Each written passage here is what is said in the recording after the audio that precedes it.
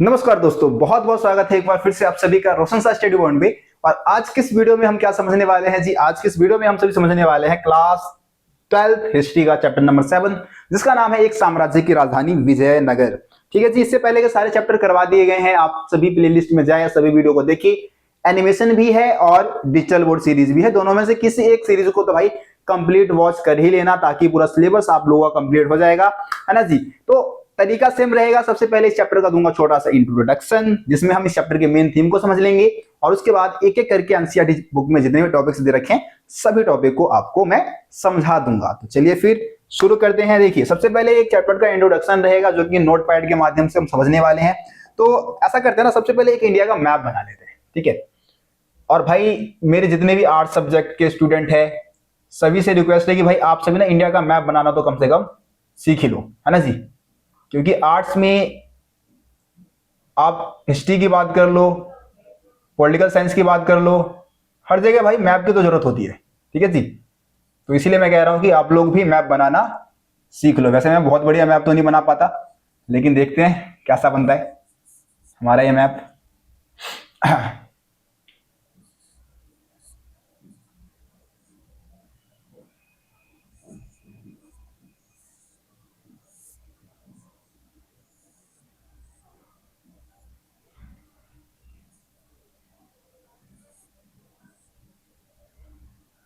ये भाई नीचे का शेप जो है वो सही लाना पड़ेगा, जब भी जाके हमारा जो मैप है वो ठीक ठाक बनेगा।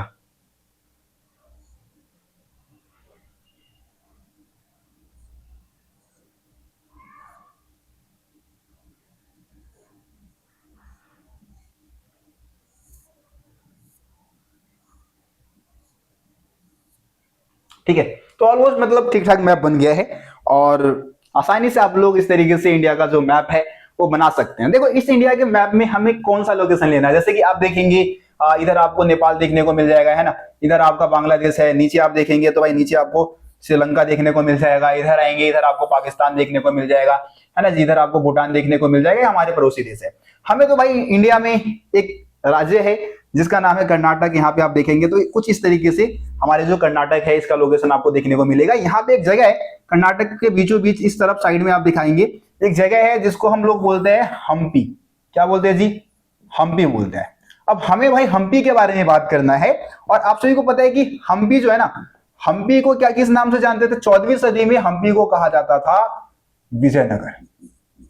विजयनगर, देखो विजयनगर जो है एक साम्राज्य है, एक साम्राज्य। विजयनगर एक है राजधानी, और विजयनगर है एक नगर, ठीक है। तीनों के लिए विजयनगर शब्द का इस्तेमाल करने वाले, विजयनगर नाम जो है वो एक साम्राज्य, एक राजधानी, एक नगर, तीनों के लिए इस्तेमाल होगा। अब इस साम्राज्य का संस्थापक कौन था भैया, ये भी बता दो। संस्थापक कौन है? तो संस्थापक के नाम में बताओगे हरिहर और बुक्का। हुक्का नहीं, बुक्का, राय। सभी राजा, विजयनगर के जितने भी राजा थे, सभी अपने नाम के बाद राय लगाते थे, है ना जी। तो राय यानी कि राजा। विजयनगर साम्राज्य का जो संस्थापक था हरिहर और बुक्का राय था। स्थापना का समय काल क्या है भाई? 1336 ईस्वी में इस साम्राज्य की स्थापना की गई थी हरिहर और बुक्का राय के द्वारा। ये बात समझ गए आप सभी? अब देखो, इस साम्राज्य की स्थापना किस प्रकार से हुई इसके बारे में भी हम जान लेते हैं। जैसे कि आप सभी देखेंगे 14वीं सदी की हम बात कर रहे हैं, ये हम साउथ इंडिया की बात कर रहे हैं। एकमात्र हिंदू साम्राज्य जो था वो विजयनगर ही था इंडिया में, ठीक है। इस समय काल की बात करें तो आप अगर यहां पे देखेंगे दिल्ली है भैया, ठीक है। दिल्ली की बात करें तो इस समय दिल्ली पे किनका भाई शासन था? जो दिल्ली सल्तनत का समय काल, ये जो समय काल है वो दिल्ली सल्तनत का समय काल था, है ना। मतलब दिल्ली जो है, दिल्ली के माध्यम से पूरे भारत के शासन काल को चलाया जा रहा था। और दिल्ली सल्तनत भी आपको पता है जितने भी मुस्लिम शासक थे उनका शासन था, है ना। तो इस समय जो है मोहम्मद गौरी का शासन था दिल्ली पे। 14वीं सदी की हम बात कर रहे हैं, लगभग आप 1330 के आसपास की बात करेंगे, है ना। एग्जैक्ट जो समय काल है मोहम्मद गौरी का आप लोग देख लेना, लेकिन 1330 के आसपास के समय काल में उसने शासन किया था दिल्ली पे। क्या क्या नाम था भाई? मोहम्मद गौरी। मोहम्मद गौरी कह रहा हूं, माफी चाहूंगा, मोहम्मद बिन तुगलक। मोहम्मद बिन तुगलक। ठीक है, मोहम्मद गौरी नहीं, मोहम्मद गौरी तो भाई बाहरी आक्रमणकारी था, वो तो लगभग 1200 के आसपास आया था भारत में। ठीक है जी, जो तराइन का युद्ध हुआ था पृथ्वीराज चौहान के बीच में, वो 1191-92 में हुआ था, तो उस समय मोहम्मद गौरी आया था। ये मोहम्मद बिन तुगलक साहब है, ये उस समय दिल्ली के सुल्तान थे, है ना। होता क्या है कि भाई अब हिंदू राष्ट्र एकमात्र दक्षिण भारत में था। विजयनगर से पहले इस एरिया को किस नाम से जाना जाता था, किस राज्य के नाम से जाना जाता था, तो कंपली। ठीक है, क्या कहते थे इसको, हम लोग कंपली कहा करते थे। ये जो कंपली है, इसको हम विजयनगर साम्राज्य की जब स्थापना नहीं हुई थी उससे पहले कंपली राज्य कहा करते थे, कंपली राज्य। अब देखिए, कंपली राज्य की अगर हम बात करें तो कंपली राज्य में ये दोनों भाई जो थे ना, हरिहर और बुक्का राय, ये मंत्री के पद पे काम कर रहे थे। यहाँ के क्या थे, कंपली राज्य के मंत्री थे। ठीक है, अब जो मोहम्मद बिन तुगलक था, वो दक्षिण भारत में जो हिंदू राष्ट्र राज्य था उसको जीतना चाहता था, और ऐसा होता भी है। यहाँ पे हमला किया जाता है, यहाँ के राजा को मार दिया जाता है, और जो हरिहर और बुक्का राय है इनको पकड़ के लेके आ जाया जाता है दिल्ली। अब दिल्ली आ जाते हैं, तो दिल्ली आने के बाद क्या होता है, इनका धर्म परिवर्तन करवा दिया जाता है, इनको मुस्लिम बना दिया जाता है। ठीक है, मुस्लिम बना के मोहम्मद बिन तुगलक क्या करता है, इनको अपनी सेना में शामिल कर लेता है, और फिर इनको दक्षिण में अभियान के लिए भेज देता है, भाई युद्ध में भेज देता है।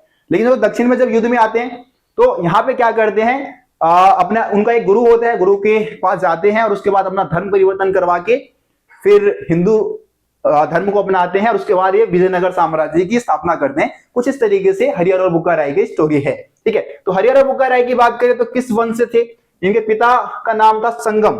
ठीक है जी, तो संगम वंश के थे ये। ठीक है, संगम वंश से इनका संबंध था। तो इस तरीके से आप विजयनगर साम्राज्य की स्थापना के बारे में समझ गए। विजयनगर एक साम्राज्य है, एक राजधानी भी है और एक नगर भी था, है ना जी। इस साम्राज्य की स्थापना हरिहर और बुक्का राय ने किया था 1336 में। ठीक है जी, बस इतना याद रखो। कौन से वंश से थे, संगम वंश से थे। अब आ जाते हैं अपनी पीपीटी में और एक एक करके सारी चीजों को हम लोग आसानी से समझने की कोशिश करते हैं। चलिए जी स्टार्ट करें, फिर आ जाओ, इसका स्क्रीनशॉट ले लो भाई। चीजें हमेशा काम आएगी, जो भी चीजें मैंने अभी आपको समझाया है ये चीजें हमेशा काम आने वाली है, तो स्क्रीनशॉट ले सकते हैं। देखिए स्टार्टिंग के 2 पेज पे इंट्रोडक्शन दे रखा है और ये मैंने चीजें आपको बता ही दी है ना, इसको ज्यादा समझाने की जरूरत नहीं है। अगले पेज पे आते हैं, तो अगले पेज पे है हम्पी की खोज। हम्पी की खोज के बारे में जानना है आप सभी को। देखिए हम्पी की खोज की जब हम बात करते हैं तो हम्पी की खोज जो है 1800 में, मतलब हम्पी के जो अवशेष है, अवशेषों की जो खोज की गई, हम्पी यानी कि विजयनगर की हम बात कर रहे हैं, है ना जी। तो इसके अवशेषों की खोज कब की गई जी, इसके अवशेषों की खोज की गई 1800 ईस्वी में। ठीक है, 1800 ईस्वी में किसके द्वारा, तो एक ईस्ट इंडिया कंपनी के कार्यकर्ता ही कह दो आप, ईस्ट इंडिया कंपनी के कार्यकर्ता थे जिनका नाम क्या था, कॉलिन मैकेंजी।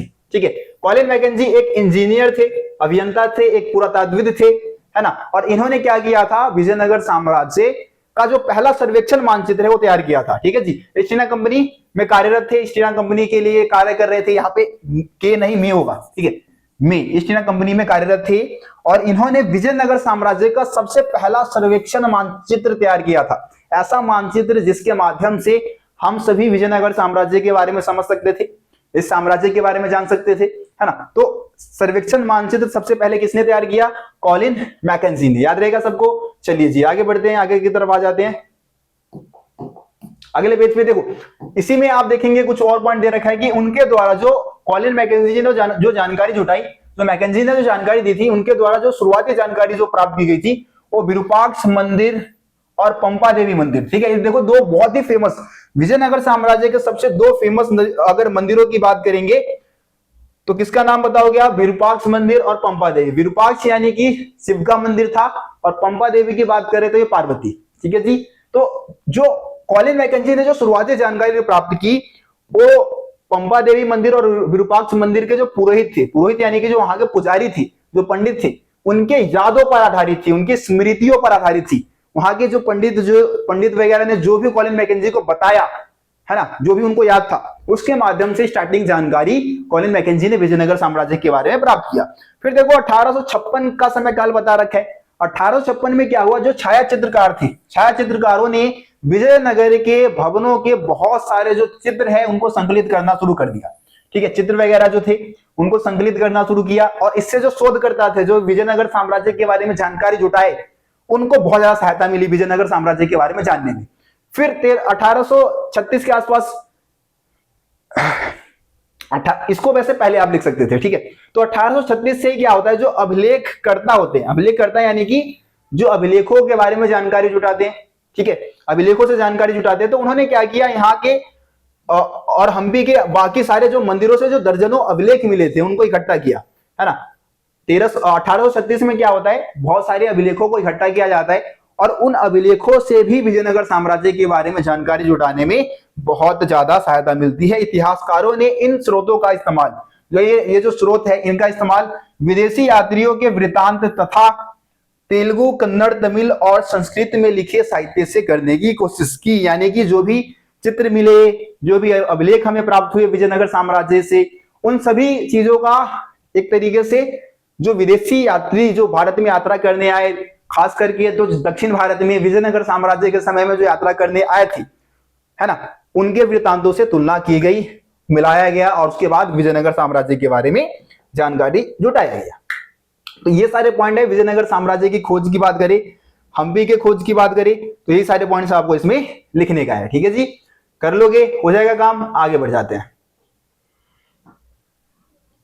देखो कॉलिन मैकेंजी के बारे में है कि यहाँ पे कुछ चीजें बता रखी है। अक्सर एमसीक्यू में यहाँ से बहुत सारी चीजें आ जाती है, एमसीक्यू में बहुत सारी चीजें पूछी जा सकती है। तो कॉलिन मैकेंजी की बात करें तो इनका जन्म कब हुआ था भाई, 1754 में, है ना जी। कॉलिन मैकेंजी एक अभियंता थे, अभियंता यानी कि एक इंजीनियर थे, एक सर्वेक्षक और एक मानचित्रकार के रूप में बहुत ज्यादा प्रसिद्ध थे। 1815 में उन्हें भारत का पहला सर्वेयर जनरल बनाया गया था, ठीक है जी। सर्वेयर जनरल, सर्वेयर का मतलब क्या होता है, वही खोजबीन करना, खोजबीन करके जानकारी जुटाना।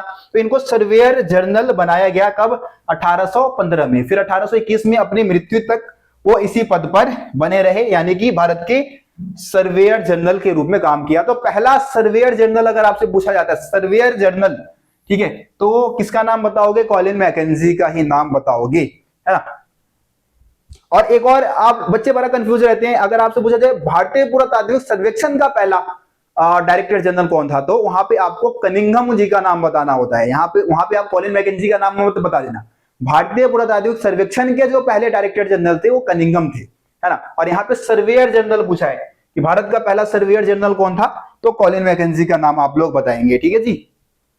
रहेगा यार सबको। चलिए आगे बढ़ जाते हैं, स्क्रीनशॉट लेते चलो भाई। बहुत सारे बच्चों का कमेंट आता है कि भैया आप बिल्कुल बोर्ड के बीचों बीच खड़े हो जाते हैं, आप पढ़ाते रहते हैं और ना तो हम स्क्रीनशॉट ले पाते हैं, नहीं हम नोट्स बना पाते हैं। तो भाई देखो, आप लोग जो कमेंट करते हैं हम उसको रीड करते हैं, हमें पता है आप लोगों की समस्या के बारे में। तो इसीलिए अब क्या कर रहा हूं, एक तो साइड, एक बोर्ड की एक साइड में आके आपको पढ़ा रहा हूं, साथ ही साथ कुछ समय के लिए बोर्ड से हट भी जाता हूं ताकि आप लोग स्क्रीनशॉट आसानी से ले सको, है ना जी। चलिए अब राय, नायक तथा सुल्तान, इसकी बात हम कर लेते हैं, ठीक है। तो इस टॉपिक में आप देखेंगे कि भाई जो कुछ सुल्तान है ना, राय कौन होते थे, नायक कौन होते थे, उनके बारे में कुछ चीजें पता रखी है। तो राय देखो, आप सभी को पता है राय का मतलब क्या है, विजयनगर के राजा, ठीक है। जो राजा होते थे उसको क्या बोला जाता था, राय। नायक की बात करें तो नायक की अगर हम बात करें तो ये एक तरीके से सेनापति टाइप के होते थे, सेनापति कह सकते हो, है ना, या सेना प्रमुख जो होते थे। जो सेना प्रमुख होते थे कौन होते थे, सेना प्रमुख, है ना, उनको नायक कहा जाता था। और सुल्तान आप सभी समझते हैं जो मुस्लिम राजा होते हैं, मुस्लिम साम्राज्य के जो राजा होते हैं उनको सुल्तान कहा जाता है ना। तो इसकी स्थापना आपको पता है, विजयनगर साम्राज्य की स्थापना किसने की, दो भाइयों ने की थी, हरिहर और बुक्का राय ने किया 1336 में। इस साम्राज्य में अलग अलग भाषा को बोलने वाले लोग रहते थे, अलग अलग धार्मिक प्रथाओं को मानने वाले लोग रहते थे, ठीक है जी। दक्कन के सुल्तान तथा उड़ीसा के गजपति शासक ने उर्वर नदी घाटियों तथा लाभकारी विदेशी व्यापार से हुए संपदा पर अधिकार के लिए संघर्ष किया। जो दक्कन के सुल्तान थे, उड़ीसा के जो गजपति शासक थे, गजपति शासक की बात करें तो गजपति का मतलब क्या होगा, जो हाथियों का स्वामी होता है उसको क्या बोलते हैं, गजपति। तो उड़ीसा के शासकों को क्या कहा जाता था, गजपति शासक, है ना। तो इन्होंने बहुत ज्यादा संघर्ष किया, खास करके उपजाऊ जमीनों पे कब्जा करने के लिए, विदेशी व्यापार पे अपना नियंत्रण जमाने के लिए बहुत ज्यादा संघर्ष देखने को मिलता है, ठीक है जी। तमिलनाडु में चोलों और कर्नाटक में होयसालों के राज्य का विकास हो चुका था। देखो विजयनगर साम्राज्य से पहले अगर हम साउथ की ही बात कर ले, साउथ के एरिया आप देखेंगे तो, है ना, तो यहाँ पे आप देखेंगे भाई तमिलनाडु में आपको चोल साम्राज्य देखने को मिल जाएगा, ठीक है। इसी के आसपास आपको कर्नाटक में होयसालों का जो राज्य है, होयसाल एक वंश का नाम है, इनका जो साम्राज्य था उसका विकास विजयनगर साम्राज्य से पहले इस एरिया में हो चुका था। इन क्षेत्रों के शासक वर्ग ने विशाल मंदिरों का निर्माण करवाया, जैसे तंजावुर के बृहदेश्वर मंदिर की बात कर लो, है ना, वेल्लोर के चिनकेश्वर मंदिर की बात कर लो, तो यही चोल राजाओं द्वारा बनवाए गए थे, या फिर होयसाल राजाओं ने इन सारे मंदिरों का निर्माण करवाया था। विजयनगर के शासक अपने आप को राय कहा करते थे। ठीक है जी, ये पॉइंट भी समझ गए। विजयनगर के राजा अपने आप को क्या बोलते थे? राय बोलते थे। तो ये भी नोट करने वाली बात है, जो कि मैं आपको पहले ही समझा दिया है ना जी। चलिए आगे बढ़ जाते हैं। शासक और व्यापारी बहुत ही इंपॉर्टेंट टॉपिक है भाई, बहुत ही ज्यादा इंपॉर्टेंट टॉपिक है और बहुत सारी चीजें समझने वाली भी है। ठीक है जी, तो विजयनगर साम्राज्य के यहाँ पे हम व्यापार की बात करने वाले हैं और व्यापार में राजाओं की क्या भूमिका होती थी उनकी हम बात करने वाले हैं। तो देखो उस समय भाई व्यापार जो होता था विदेशी व्यापार होता था। जो विजयनगर के लोग थे वो खुद भी बहुत सारी चीजों की डिमांड करते थे जो कि दूसरे देशों से मंगाया जाता था, और साथ ही साथ ये सप्लाई भी करते थे, है ना, निर्यात भी क्या करते थे, दूसरे देशों को निर्यात भी करते थे बहुत सारी चीजें। ठीक है, तो इसकी हम बात इसमें करने वाले हैं। देखो पॉइंट क्या लिखा है कि अरब और मध्य एशिया से क्या मंगाते थे भाई? घोड़े मंगाते थे। घोड़ों का आयात विजयनगर साम्राज्य में किया जाता था, क्योंकि जो मध्य एशिया और अरब के देशों के जो घोड़े होते हैं वो अच्छी नस्ल के होते हैं, तो वहां से मंगाए जाते थे। और ये जो घोड़े के व्यापारी होते थे उनको कुदिरई चेट्टी कहा जाता था। क्या कहा जाता था? याद रखना भाई, कुदिरई चेट्टी। ये देखो नाम थोड़ा टफ लग रहा होगा लेकिन याद तो करना पड़ेगा भाई। ये घोड़े के व्यापारी होते थे जिनको कुदिरई और कुदिरई चेट्टी कहा जाता था। याद रहेगा सबको? कोई दिक्कत? चलिए जी आगे बढ़ते, इसमें कुछ और पॉइंट्स अभी आपको देखने को मिल जाएगा। देखो 1498 में क्या होता है भाई? पुर्तगालियों का आगमन होता है ना। पुर्तगाली आ जाते हैं भारत में और इन्होंने सामरिक केंद्र स्थापित किए, व्यापारिक केंद्र वगैरह स्थापित किए इन्होंने, और वो भी किसके दम पे भाई? बंदूक के दम पे। ये क्या लेके आए भारत में? बंदूक लेके आए। बंदूक के दम पे अपने साम्राज्य की नींव इन्होंने डाली जी। ठीक है जी, याद रहेगा सबको। चलिए आगे बढ़ जाते। देखो बंदूकों के इस्तेमाल के बारे में बता रखा है दूसरे पॉइंट में जो मैंने बताया। बंदूकों के दम पे भाई इन्होंने अपना साम्राज्य स्थापित किया। विजयनगर जो है मसालों, वस्त्रों और रत्नों के अपने बाजार के लिए बहुत ही फेमस था। जो विजयनगर साम्राज्य है वहां के मसाले जो थे, या फिर वस्त्र है, या फिर रत्न जो है, जो कीमती चीजें है, उसके लिए विजयनगर के बाजार बहुत ही फेमस था। यहाँ के जो समृद्ध जनता होती थी, मतलब जो समृद्ध लोग थे, जो अमीर लोग थे, वो महंगी विदेशी वस्तुओं की मांग करते थे, आभूषणों की मांग करते थे, रत्नों की मांग करते थे, जो कि अक्सर दूसरे देशों से मंगाया जाता था। ठीक है जी, याद रहेगा सबको। आगे आ जाओ, अगले पॉइंट की तरफ चलते हैं। व्यापार से मिलने वाला राजस्व राज्य की समृद्धि के पीछे महत्वपूर्ण योगदान देता है भाई।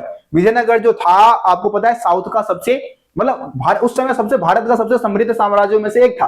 और ऐसा क्यों था? क्योंकि व्यापार से इनको बहुत ज्यादा राजस्व मिलता था। राजस्व यानी कि टैक्स मिलता था, कर मिलता था, और इस व्यापार से मिलने वाले टैक्स के वजह से ही विजयनगर जो था वो बहुत ही समृद्ध हो चुका था। उम्मीद करता हूं समझ में आ गया हो सबको। कोई भी दिक्कत हो भाई कमेंट में बता देना।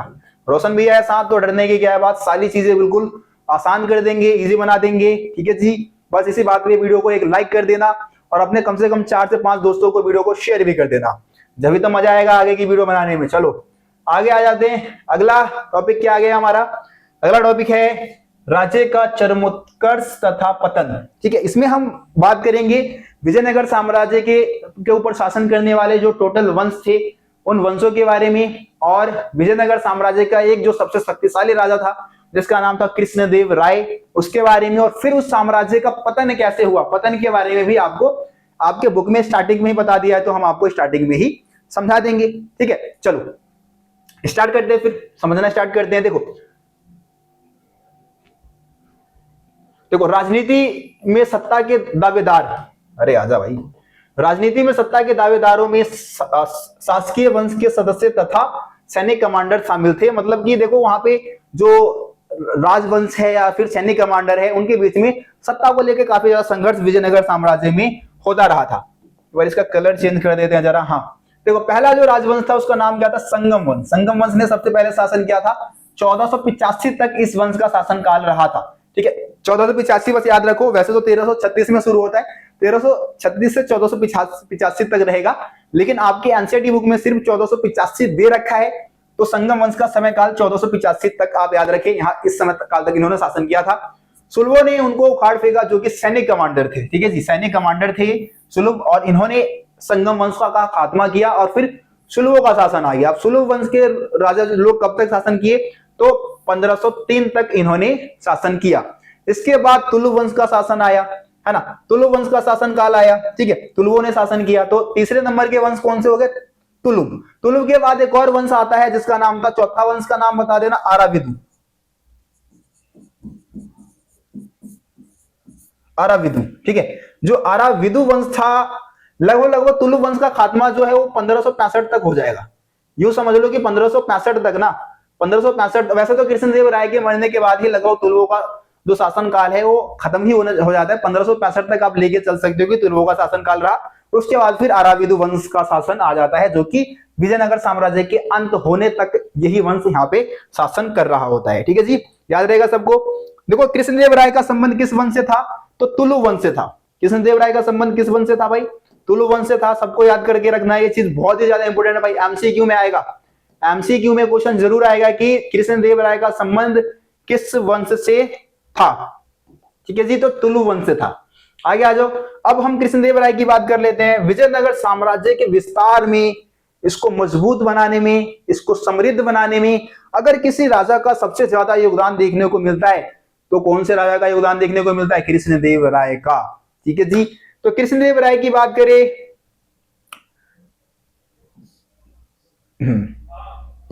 देखो कृष्णदेव राय की जो शासन की चारित्रिक विशेषता थी वो विस्तार और सुदृढ़ीकरण। मतलब कि सुदृढ़ीकरण का मतलब क्या है? मजबूत करना इस साम्राज्य को, है ना। फिर आप देखेंगे कि कैसे मजबूत किया उसने।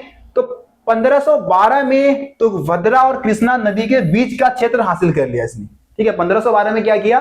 तुंगभद्रा और कृष्णा नदी के बीच के क्षेत्र को हासिल किया।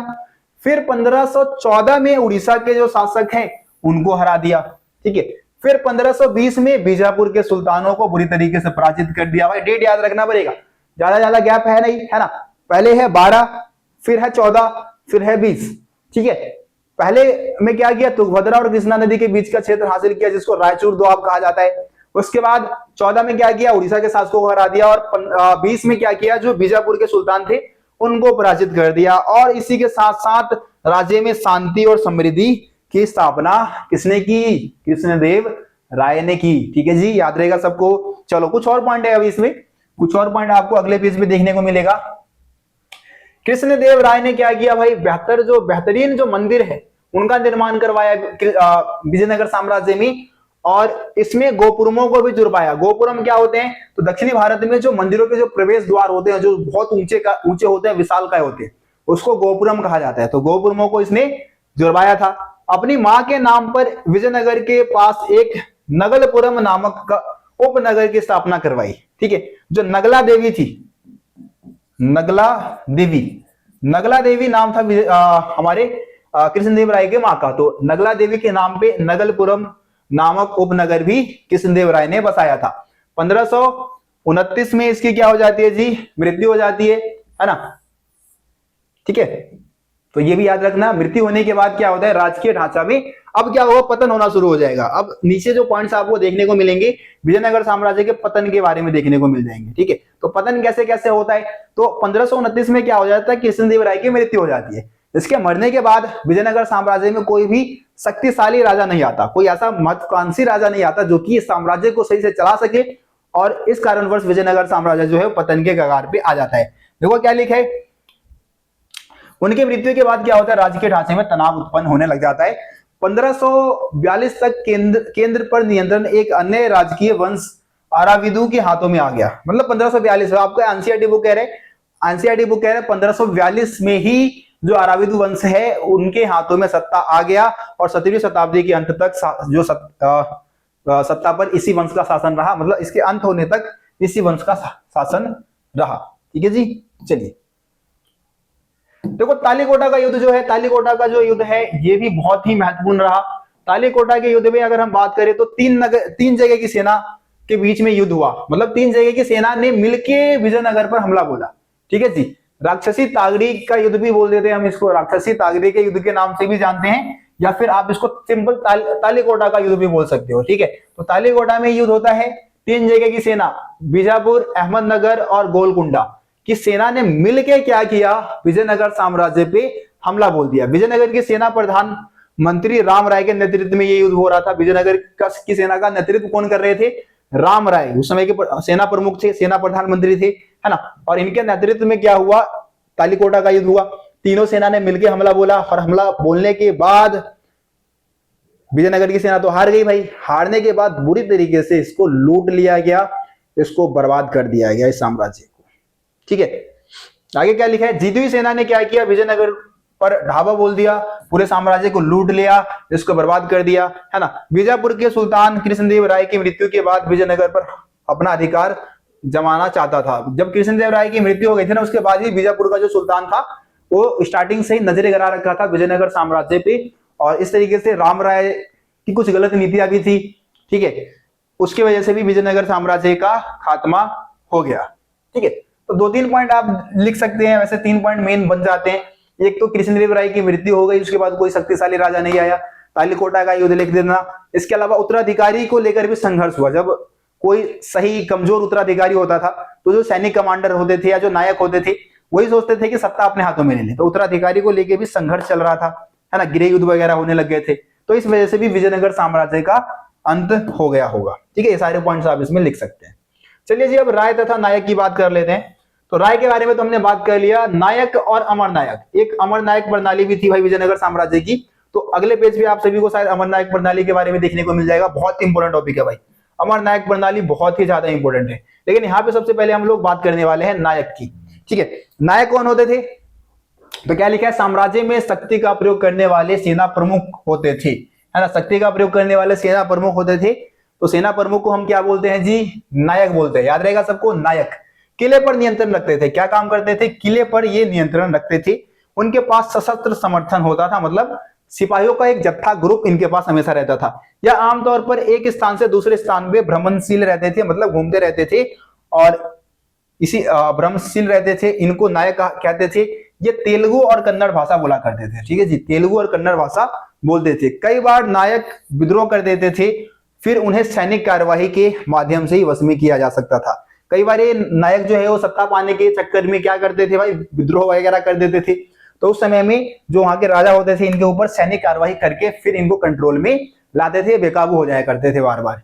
ठीक है, रहेगा यार सबको। चलो जी, आगे बढ़ जाते हैं, आगे आ जाते हैं।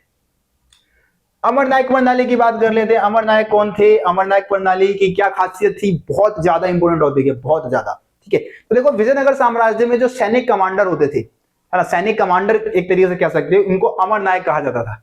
ठीक है, तो देखो क्या लिखा है? अमर नायक प्रणाली विजयनगर साम्राज्य की एक प्रमुख राजनीतिक खोज थी। देखो इस प्रणाली को दिल्ली सल्तनत की एकता प्रणाली से ली गई थी। एकता, ठीक है। एकता प्रणाली किस तरीके से काम करता था भैया, ये भी समझा दो जरा। देखो एकता प्रणाली किस तरीके से काम करता था कि जो राजा है, ठीक है, जो मान लो सुल्तान है या राजा है, वो पूरे साम्राज्य पे अकेले तो नियंत्रण रख नहीं सकता था। बहुत विशालकाय साम्राज्य हुआ करते थे। तो क्या करता था? अपने इक्तादार नियुक्त करता था। ठीक है, इक्तादार बोलते थे उसको हम, या मनसबदारी व्यवस्था भी ऐसे ही काम करता था। तो इक्तादार नियुक्त कर दिया, जैसे कि जिलाधिकारी होते हैं ना, इस समय आप IAS ऑफिसर होते हैं हर एक जिले में। तो उसी तरीके से दिल्ली सल्तनत में क्या किया गया? इक्तादारों को नियुक्त कर दिया। अलग अलग एरियाओं में इक्तादारों को नियुक्त कर दिया गया। उनको पूरा एरिया दे दिया गया कि भाई ले, ये तेरा एरिया है, यहाँ पे क्या करेगा? जितने भी लोग हैं, किसान है, शिल्पकार है, सबसे टैक्स वसूलेगा, है ना, और हमें देगा। राजा बोलता था हमें देगा, सुल्तान बोलता था दिल्ली सल्तनत का सुल्तान की हमें देगा सारी चीजें। ठीक है, बदले में तेरे पास सैनिक टुकड़ियां रहेंगी। ठीक है, अपनी सैनिक टुकड़ियों को मेंटेन करके रखेगा, और युद्ध होगा ना तो युद्ध के समय अपनी सेना लेके आएगा, हमारे साथ लड़ने चलेगा तू। ठीक है, इस तरीके से एकता प्रणाली काम करता था भाई। राजा के नीचे होते थे इक्तादार, और इक्तादार जमीन कुछ 1000-2000 गांव दे दिए उनको एक साथ, पूरा एक जिला इन्हीं का समझ लो हो जाता था, है ना। तो इस तरीके से ये व्यवस्था काम करता था। तो ये एकता प्रणाली जो है दिल्ली सल्तनत में थी। और फिर अब जो अमर नायक के जो मतलब जो विजयनगर के राजा थी, उन्होंने सेम टू सेम जो दिल्ली सल्तनत की एकता प्रणाली थी, उसी से उन्होंने एक अमर नायक प्रणाली बना दी, है ना, अमर नायक व्यवस्था बना दी। तो अमर नायक जो होते थे वो सैनिक कमांडर हुआ करते थे, है ना, विजयनगर साम्राज्य में। इन्हें राय द्वारा, जैसे कि दिल्ली सल्तनत में सुल्तान द्वारा इक्तादारों को जमीनें दी जाती थी, है ना, प्रशासन क्षेत्र दिया, प्रशासन चलाने के लिए क्षेत्र दिया जाता था, वैसे ही यहाँ पे विजयनगर में राय द्वारा प्रशासन के लिए राज्य क्षेत्र इनको दिए जाते थे। आया समझ में भाई सबको? तो अमर नायक सैनिक कमांडर होते थे, इनको राय द्वारा यानी कि विजयनगर के राजा द्वारा इनको जमीनें और क्षेत्र इनको दिए जाते थे जहां पे इनको शासन चलाना होता था। इनका काम क्या था भाई? किसान है, ठीक है जी, किसान है, व्यापारी है या फिर शिल्पकार है, इन सब से राजस्व वसूलना इनका मेन काम था कि भाई कर वसूले, कर वसूलना इनका मुख्य काम था। यह राजस्व का कुछ हिस्सा अपने व्यक्तिगत उपयोग के लिए रख लेते थे, अपने इस्तेमाल के लिए रख लेते थे, और बाकी जो उनके पास घोड़ों का जो दल होता था, है ना, जो हथियार है, उनके रख रखाव के लिए बाकी पैसों का इस्तेमाल करते थे। ये विजयनगर शासकों को एक प्रभावी सैनिक शक्ति देते थे। मतलब जब युद्ध होता था तो युद्ध के समय ये विजयनगर के राजा की तरफ से लड़ा भी करते थे, है ना। इनकी मदद से उन्होंने पूरे दक्षिणी प्रायद्वीप को अपने नियंत्रण में लिया। तो विजयनगर के राजाओं ने अपने अमर नायकों की वजह से ही कई एरियाओं को जीता भी था। राजस्व का कुछ भाग ये क्या करते थे? मंदिर बनवाने में या फिर सिंचाई के साधनों को विकसित करवाने में भी खर्च कर दिया करते थे, ठीक है जी। तो ये भी पॉइंट आप बता सकते हो कि इन सारी चीजों पे पैसों को खर्च करते थे जो भी राजस्व इनको मिलता था। आगे आ जाते हैं, अमर नायक साल में एक बार राजा को क्या भेजते थे भाई? भेंट भेजा करते थे, है ना। और कभी कभी स्वामी भक्ति प्रकट करने के लिए, ये दिखाने के लिए कि राय यानी कि राजा, हम आपके नीचे हैं, हम आपके नीचे ही काम कर रहे हैं, हम आपसे बगावत नहीं करेंगे। तो इसलिए स्वामी भक्ति प्रकट करने के लिए राजकीय दरबारों में खुद भी जाते थे। क्या लेके? उपहार लेके जाते थे, रसगुल्ले का डब्बा लेके जाते थे, है ना, या फिर और महंगी जो भी चीजें हैं वो लेके जाते थे, ताकि राजा उनसे क्या रहे? खुश रहे, मजा आ जाए राजा को, है ना। तो ये हो गया। राजा उन्हें अपने, राजा एक स्थान से दूसरे स्थान पर उनको क्या करता रहता था? स्थानांतरित करता रहता था, है ना। उनका एरिया बदलता रहता था, क्योंकि अगर एक अमर नायक किसी एरिया में लंबे समय तक रहेगा तो पूरे एरिया पे उसका क्या हो जाएगा? कंट्रोल हो जाएगा। तो वो बगावत कर देगा, उस एरिया को अपना साम्राज्य बना लेगा, समझ रहे हो। तो इसलिए उनका स्थानांतरण होता रहता था। कौन करता था भाई? राय कर देता था, ठीक है। तो इस तरीके से आप अमर नायक प्रणाली के बारे में समझा सकते हैं। चलिए अब विजयनगर साम्राज्य की जल संपदा की बात कर लेते हैं। एक टॉपिक और समझा देता हूं, उसके बाद आगे का टॉपिक जो है उसको मैं अगले पार्ट में ही समझाऊंगा। लगभग 40 मिनट की वीडियो तो हो ही जाएगी, अभी 32 मिनट की बन चुकी है ना। 5-8 मिनट इस टॉपिक को भी समझाने में लग ही जाएगा। तो विजयनगर साम्राज्य की जल संपदा की हम बात करने वाले हैं। देखो ऐसे ही समझ में आ जाएगा, आसानी से आप लोगों को ये जल संपदा समझ में आ जाएगा। देखो, तो विजयनगर साम्राज्य में जो सबसे प्रमुख नदी थी वो तुंगभद्रा नदी थी। और विजयनगर साम्राज्य बहुत ही शुष्क एरिया में स्थित था। शुष्क मतलब जहां पे वर्षा बहुत कम हुआ करता था, तो खेती के लिए पानी तो चाहिए, तो पानी को स्टोर करके रखने के लिए उन्होंने बहुत अच्छी व्यवस्था अपना रखी थी, ठीक है। उसी को जल संपदा का नाम हम दे देते हैं। तो देखो होता क्या था कि जो विजयनगर साम्राज्य में एक नदी है तुंगभद्रा नदी, है ना, इसकी भौगोलिक स्थिति बहुत अच्छी थी और यहाँ पे बहुत सारे प्राकृतिक कुंड भी थे। जो तुंगभद्रा नदी है उसके आसपास बहुत सारे प्राकृतिक कुंड थे, है ना। ये जो नदी है वो विजयनगर साम्राज्य की उत्तरी पूर्वी दिशा में बहती है, ठीक है। आसपास का पूरा एरिया क्या है? पहाड़ों से घिरा हुआ है, पहाड़ी एरिया है। इन पहाड़ों से क्या आता है भाई? बहुत सारी जलधाराएं बहकर आता है, ठीक है। बहुत सारी जलधाराएं बहकर आती है इन पहाड़ों से, ठीक है। इन जलधाराओं के साथ क्या बनाया गया? बांध बनाया गया। बांध बना के, बांधों के माध्यम से पानी को कहां लेके जाया जाता है भाई? हौज में। बहुत बड़े बड़े हौज बना दिए गए, ठीक है। और तुंगभद्रा नदी के पानी का स्टोर जो है वो उन हौजों में किया जाता है बांधों के माध्यम से, ठीक है। जो पहाड़ों से जो बहुत सारी जलधाराएं बह के आती है तुंगभद्रा नदी का, उसके पानी को हौज में इकट्ठा कर लिया जाता है। किसमें जी? हौज में, ठीक है। और जब जरूरत होती है तब इन हौजों के माध्यम से खेतों की सिंचाई कर ली जाती है या फिर पीने के लिए पानी का इस्तेमाल कर लिया जाता है। तो इस तरीके से जल संपदा का निर्माण किया गया था। इसी के बारे में 1-2 पेज पे आपको लिखा हुआ मिल जाएगा। देखो क्या लिखा है कि जो तुंगभद्रा नदी है ये विजयनगर साम्राज्य की उत्तरी पूर्वी दिशा में बहती है। आसपास का जो पूरा भूदृश्य है वो ग्रेनाइट की पहाड़ियों से घिरा हुआ है। रमणीय मतलब सुंदर ग्रेनाइट की पहाड़ियों से घिरा हुआ है, जो कि शहर के चारों तरफ करधनी बनाती है ना। करधनी मतलब घूमते हुए आ रही है, पूरा जो पहाड़ का पहाड़ जो है वो घूमते हुए अपना संरचना बना रही है। इस पहाड़ियों से कई जलधाराएं निकल के आती है ना। बहुत सारी क्या निकल के आ रही है जी? बहुत सारी जलधाराएं निकल के आ रही है। इन जलधाराओं के साथ क्या बनाया गया? बांध बना के पानी इकट्ठा किया जाता है। देखो यहाँ पे कमलपुरम जलाशय की बात की गई, एक बहुत ही फेमस हौज था, ठीक है। सभी जलधाराओं के साथ क्या बनाया गया भाई? बांध बनाए गए। बांध बना के अलग अलग आकार के हौज बनाए गए। पानी को कहाँ इकट्ठा किया जाता है? हौज में। अब आपको पता है कि विजयनगर साम्राज्य जो था वो सबसे गर्म और शुष्क क्षेत्र में स्थित था, इसीलिए जल संपदा का निर्माण करना, ऐसी व्यवस्था बनाना जिससे कि पानी की पूर्ति लगातार होता रहे, वो बहुत जरूरी था। तो इसमें से एक हौज बनाया गया, ठीक है, सबसे महत्वपूर्ण हौज जो कि 15वीं शताब्दी में बना था, ठीक है, 15वीं शताब्दी में बनाया गया था, जिसका नाम क्या था, कमलपुरम जलाशय।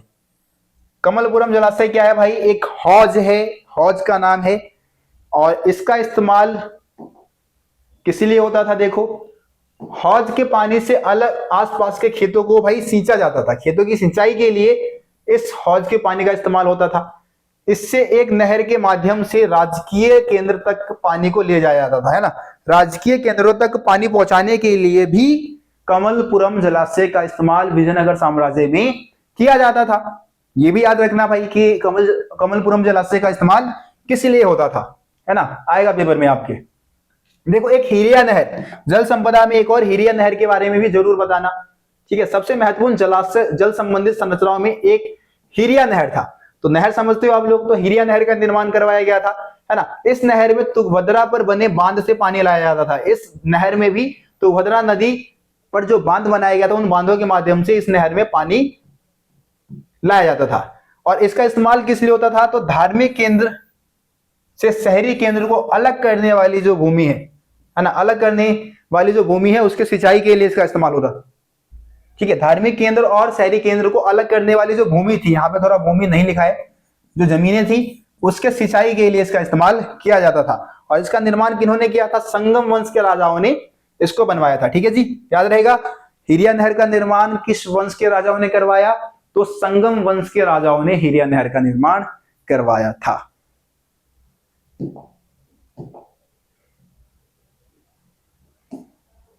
देखो, आगे जो है किलेबंदी के बारे में रहेगा, फिर हम यहाँ के राजकीय केंद्र की बात करेंगे, धार्मिक केंद्र की बात करेंगे, तुंगभद्रा नदी, तुंगभद्रा नदी कह रहा हूँ, जो विरूपाक्ष मंदिर है, पंबा देवी मंदिर है, उनकी खासियत को समझने की कोशिश करेंगे। मतलब चैप्टर ज्यादा लेंथी नहीं है, वो भी जो वीडियो आएगी लगभग 35 से 40 मिनट की होगी और हमारा चैप्टर कंप्लीट हो जाएगा, है ना।